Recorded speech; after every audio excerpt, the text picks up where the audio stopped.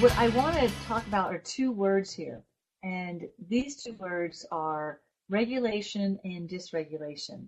When we talk about children and students, when they're in that place of regulation, and actually this applies to us as adults as well. Whenever I'm talking about a child, we're all little kids, some part of us, right? It's always going to apply to us as the big adults, right? The big grown-ups. Everything applies to us just as human beings. But when children are regulated, that means that they are within their window of tolerance. That means that that higher level of the pyramid can happen. This is when a child has focus. And by definition, just the word regulation is the ability to experience and maintain stress within one's window of tolerance, generally referred to as being calm, focused, or relaxed. This term is utilized by literally every scientific discipline. And so what I want us to start seeing is that when a child is behaving, when they can be able to sit still and focus and be participating and be socially appropriate in the playground or in the courtyard, in their social skills are on target, this is a child who's regulated. It doesn't mean it's a good child. It means it's just a child who's regulated. On the flip side of that, however, are most of the kids that we're here for. These are kids who are chronically dysregulated. And by definition, dysregulation is simply the experience of stress outside of one's window of tolerance, generally referred to as being stressed out or in a state of distress. Now, this last statement is pretty bold. It is believed that affect dysregulation is a fundamental mechanism that is involved in all psychiatric disorders. So the reason I put that out there is that even if this child may have an educational diagnosis or a mental health diagnosis such as ADHD, ODD, which is, these are all acronyms. Let me explain what they are if you're not familiar. Obviously, attention hyperactive disorder, attention deficit disorder, conduct disorder, oppositional defiant disorder, reactive attachment disorder, RAD, depression, anxiety. These are kids who I want us now not to perceive them as a mental health disorder. What I want us to look at them and just see from a day in and day out perspective that this is a child who is just dysregulated, meaning that they are having a hard time staying balanced. They are having a hard time being able to be within that level of stress and be able to function. This also means a very important piece. If we have a child who is dysregulated, then what that means is we have the opportunity to move that child and help that child shift into a state of regulation.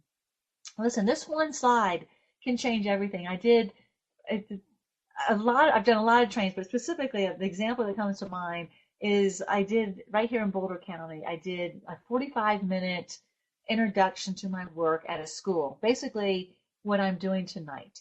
And this slide was part of my presentation. It was just an in-service after school one day for 45 minutes. That's all I had. I used the slide and I really talked about how as teachers, they could start seeing their children from that perspective, that new understanding that that child is just regulated. They're not being bad. They're not being malicious. They're not, just lazy or just, unmotivated. They just are in a state. It's a different state that they're in. And so to help that child move to a state of regulation was then the goal.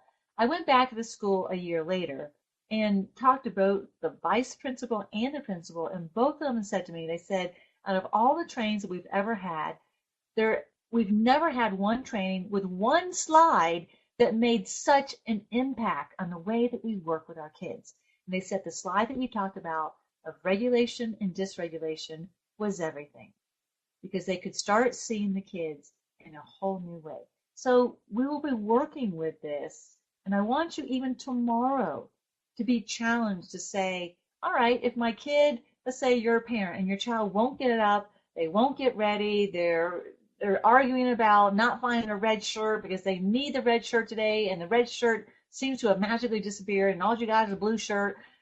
All this chaos that goes on before school, instead of seeing that kid as resistant, as defiant, as a troubled kid, as a bad kid, I want you to stop and say, wow, this kid's pretty dysregulated.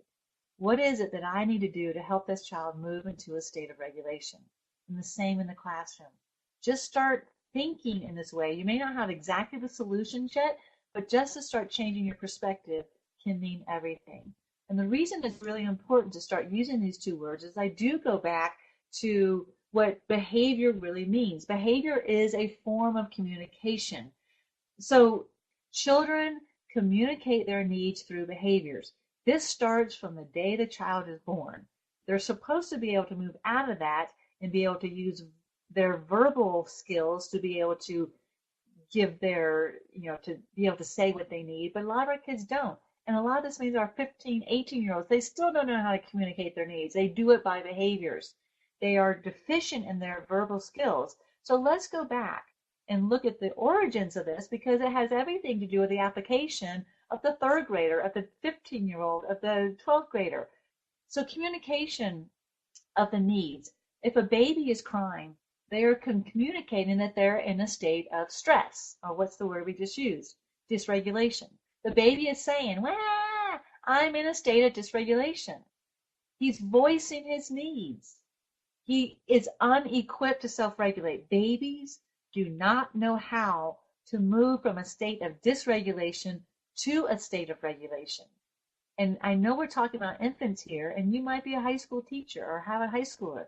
But what I want us to correlate here is that because of trauma, because of adverse situations that have happened in our kids' histories, they never learned how to self-regulate. They haven't learned how to move from that state of dysregulation into a state of regulation, especially our kids that have been through so many different schools and disciplinary actions that have done nothing to address the state of regulation. The disciplinary measures have only dealt with behaviors. They never got to the root of it. And so all along the path of this child's development, they never learned how to self-regulate.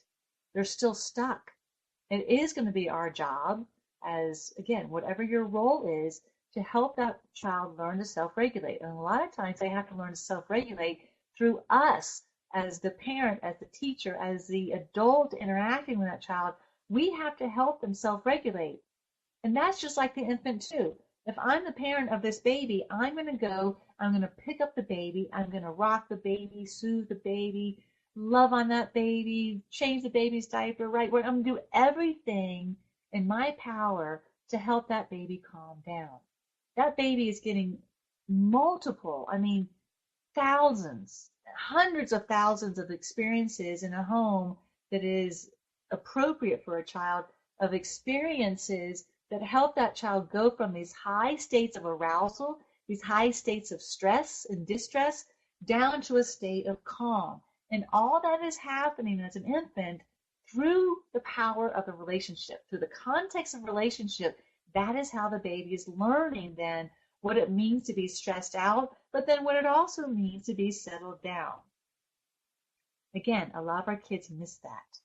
Our infants are unable to do it. And what I want to just correlate right now is to say it's the same thing with so many of our older kids. Now, obviously the solution is not to pick up the 17-year-old and rock the 17-year-old, although I do advocate that for parents sometimes. We can do it. We can do it in another way. It's the same concept. Obviously, we're going to have to be a little more creative on how we're able to do that, because we're dealing with young adults for a lot of